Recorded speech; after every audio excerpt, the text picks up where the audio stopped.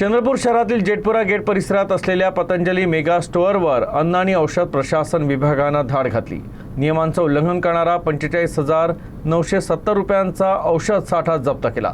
या कारवाईमुळे शहरातील औषध विक्रेत्यांमध्ये खळबळ उडाली आहे। मिळालेल्या माहितीनुसार अन्न व औषध प्रशासनाच्या पथकाने पतंजली मेगा स्टोअरमध्ये अचानक तपासणी केली। तपासणी दरम्यान स्टोअरमध्ये विक्रीसाठी ठेवलेल्या काही औषधांवर आक्षेपार्ह दावे आणि दिशाभूल करणाऱ्या जाहिराती आढळल्या। संबंधित औषधांच्या वेष्टनांवर लठ्ठपणा, दमा, हृदयविकार आणि ताप यासारख्या आजारांवर गुणकारी असल्याचे दावे करण्यात आले। दरम्यान अन्न व औषध प्रशासनाच्या अधिकाऱ्यांनी दिलेल्या माहितीनुसार औषध आणि जादुई उपाय कायदा 1954 अंतर्गत अशा प्रकारच्या जाहिरातींना बंदी आहे।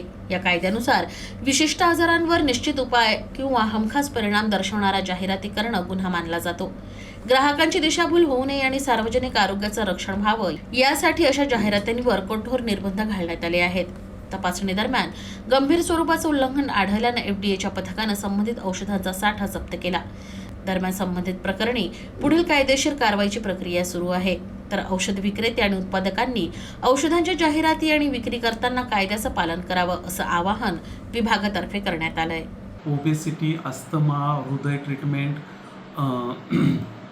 फीवर असे आक्षेपार्ह जाहिरात आढळल्यामुळे त्या दुकानामध्ये आढळलेला औषधाचा जो साठा होता तो पंचनामा अंतर्गत जप्त करण्यात आलेला आहे। जप्त करण्यात आलेल्या औषधाची एकूण किंमत 45,970 असून तपासणी दरम्यान 3 नमुने घेण्यात आलेले आहेत। सदरचे नमुने प्रयोगशाळेला पाठवण्यात येत आहेत व उत्पादकापर्यंत तपास करून उचित कारवाई घेण्यात येत आहे।